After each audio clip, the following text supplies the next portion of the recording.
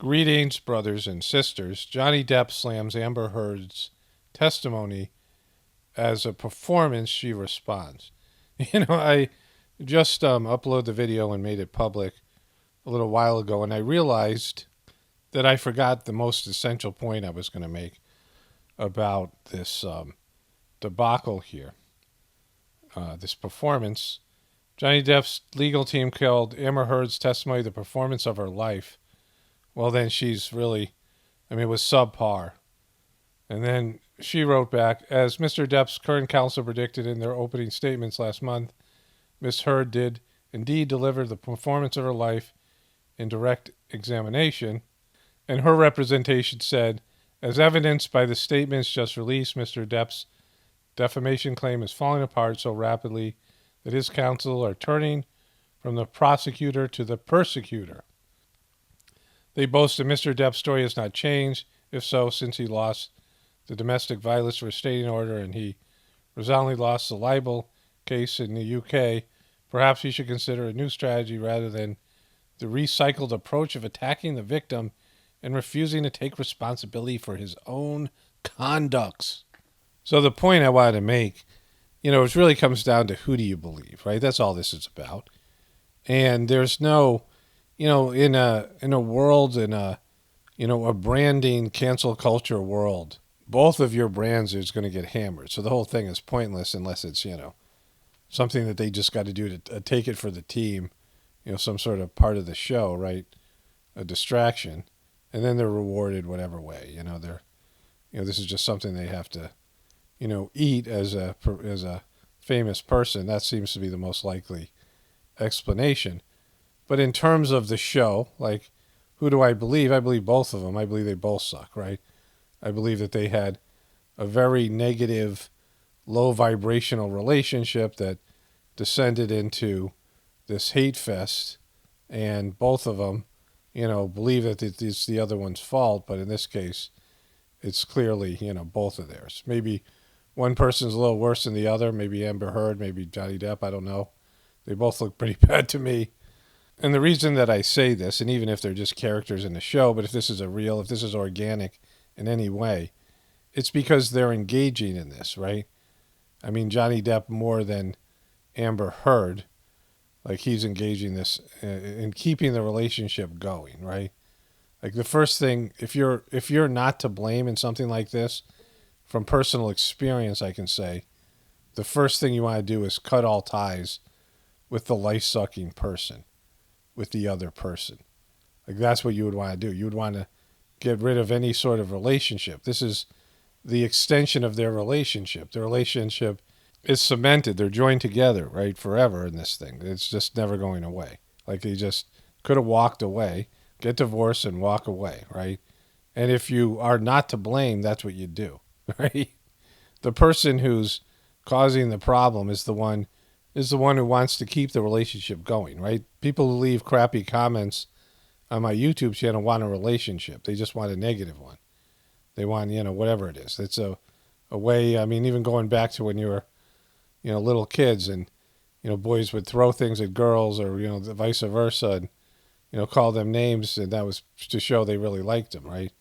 And so if you really are victimized by somebody or something, then you want to get away from it as soon as possible. And you'll do whatever you can to, make that happen, right? In terms of my relationship with my ex, which I talk about quite frequently, especially in my Journey series videos. But when people ask me, like, what's the worst thing?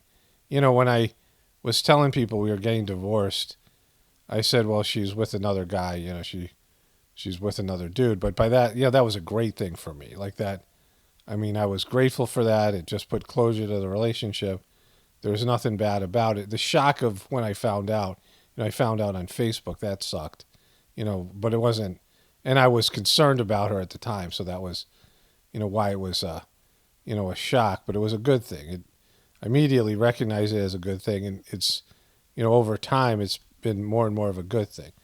And so there are things that, were done to me and things that were negative about it. Certainly, my being ostracized in the Heartfulness organization and, all the things that have come about that. I addressed this quite extensively in my next Journey series video, episode 51.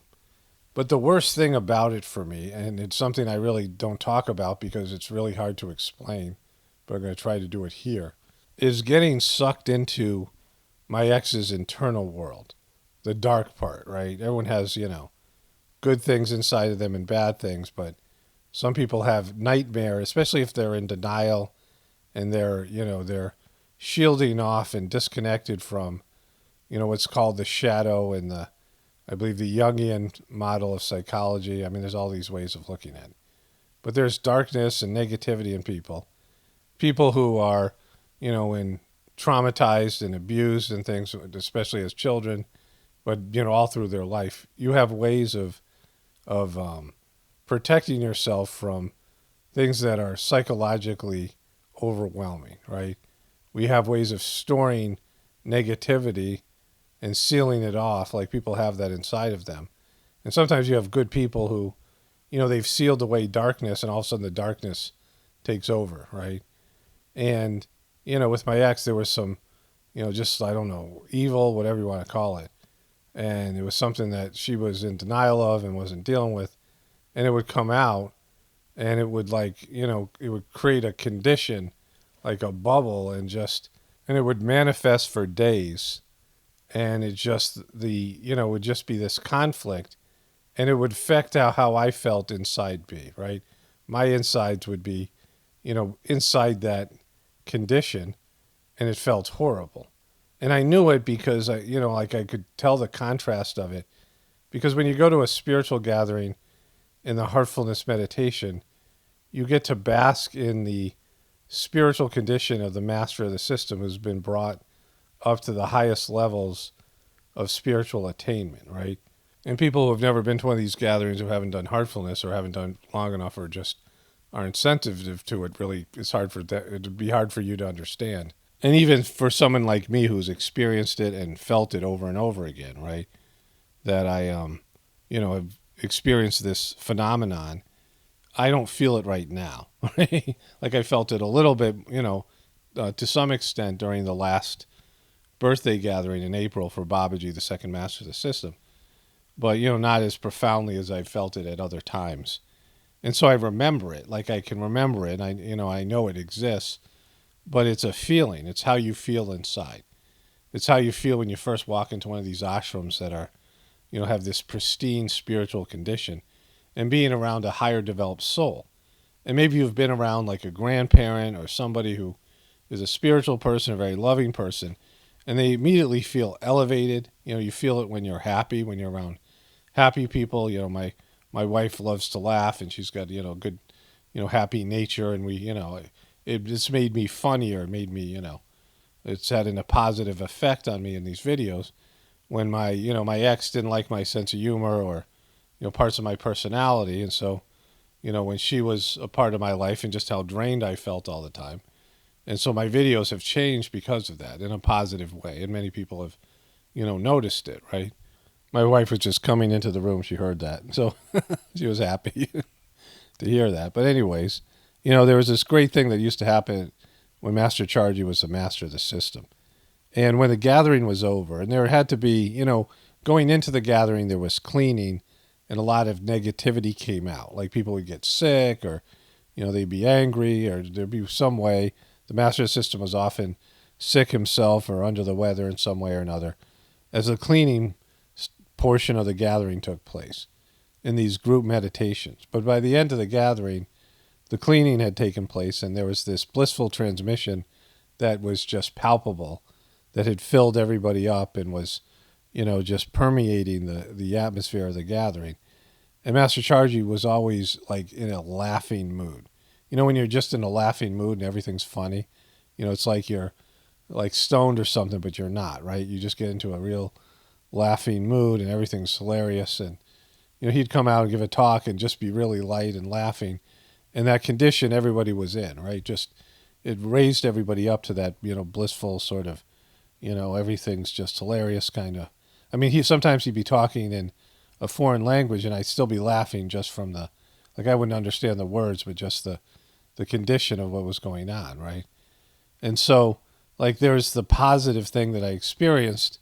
And so, I contrasted that with these conflicts and things I had with my ex, and, you know, it was felt the opposite. Like it just despair and like, negativity, hatred, and anger, and just depression. And, these fights would go on, these arguments would go on for days, and it just permeated the whole family atmosphere. And I did my best as things, in the beginning, I was just too overwhelmed and whatever, and I didn't really understand what was going on. But by the end, I was doing everything to avoid these arguments and fights. I would let things go, whatever it was. I just didn't want to, delve into some sort of dispute, because it always ended up with this negative feeling that just like affected me on an internal level, and was just soul sucking. And little I've heard from this description, both of the people, Johnny Depp and Amber Heard, are describing a similar thing, right? And whether it's just something that they've been scripted, that somebody knows about it, but I know other people have experienced this. And once you've experienced it and you're free from it, like once you get free, you never want to go back, like, and so, I mean, you have to question both of these people. Again, like this could be scripted, whatever it is, right? You never know how much is organic, or how much their relationship is actually even real, if they spent any real time with each other. But if it is organic, then why would either one of them want to go back to that hell, right? Because they're doing it only for public perception, right? They and even if the ruling goes in their favor, everybody has their own opinion. Everybody watching it is going to choose sides. Becomes a man versus woman kind of thing. That's how, all these things go. And, not just men versus women, but people relate to one demographic or another, right? Like OJ versus, the state of California, right? Became a racial thing instead of, justice thing, right? People have their own opinions and their own prejudice against, other groups of people or whatever it might be. And so there's usually this division along political lines or racial lines or gender lines or whatever it might be, depending on the people who are involved. And so people aren't really looking for the truth or trying to see the truth. So it's stupid to fight this thing out, right? You have a ton of money. Both of them are wealthy. Johnny Depp has a lot of money. He's had a good career. His career's over either way, right? Like there's people who are never going to believe him. And, just the way the Me Too thing went anyway, right? So for him to continuously litigate this thing, like what is he looking for? Like somebody to tell him that he's right, some authority, some governmental, jury or judge or whatever, tell him that he's right. Like, what, and you're going to, go down memory lane and, there's absolutely no reason for it, right? There's just, why are you doing this? Like, why would you go through that again? Like, why would you link up to this person again and hear these same stories? And, you want to say it's a performance. What do you think was going to happen, right? And so, I think she could be like one of these, succubuses, right? She seems to be like that, like some sort of dark person internally, right? Some, demonic energy there, right? Whatever, right? But like he's the one who keeps on wanting to link back up with her. So like there's that, right? And I think he's married now, and this is his third attempt at something like this, right? Three times he's brought this to court. What? Because she's saying things that you don't like? I mean, what is, like you just have to let it go. Like you just have to move on, right? In life, people are going to make up things about you. People are going to judge you, and they're going to attribute things to you just based on, their prejudice against you or whatever negative interactions they have or whatever's going on with them, right? People are going to do that. It's just inevitable. It happens, right? So why feed into it? Why, like you're going to go around trying to correct everybody and say, no, I'm not as bad as you think I am. Like, like what I do here and say, get the F out of here. Like, people who comment to me, complain or whatever it is, right? Like, get out of here. I don't want you here. Like, just, you don't like me. You don't like what I do here. Then just go away, right? Because why are you still here, right? Like they want some sort of, I don't know, intimacy with you. Like even if it's negative intimacy, that's what they want, right? This world's filled with people like that. They just want to link into you and suck your energy or whatever, right? They want you to feel as bad inside as they feel inside. And there's, ways. There's the heartfulness meditation, which is a system that cleans you out. And, I was just talking about this today for my Journey series video, that story I have of this bitterness that was cleaned out of me. And, it was transformational. I can't even explain how good it felt. And so there are things available for you to get rid of the things that make you feel bad inside yourself. There's ways of cleaning them out. There's ways of, personal, transformation. And, of course, the heartfulness meditation has the cleaning process and the transmission to elevate people and clean out all this stuff you don't want inside of you. But most people want it. It's all they know, and they really want the negativity. They bask in it. And they not only want to feel bad themselves, but they want to make everyone feel like they feel. I mean, that's, what you see going on in the world, especially with the people I call the controllers. They want to bring down the vibrational level for everybody so everybody feels like them instead of elevating themselves and going to a higher level. And so, the short answer is I think they're both right. I think they both suck. I think they're both, completely twisted and negative inside themselves. And I think they like it, right? I think they both like it. And they, even though again, could be fake, like whatever, if this is a real thing. But there are people like this, and they seek each other out, right? Like there was a movie on Richard Nixon, and one guy was, I think it was an actor, Ed Harris, I'm not sure.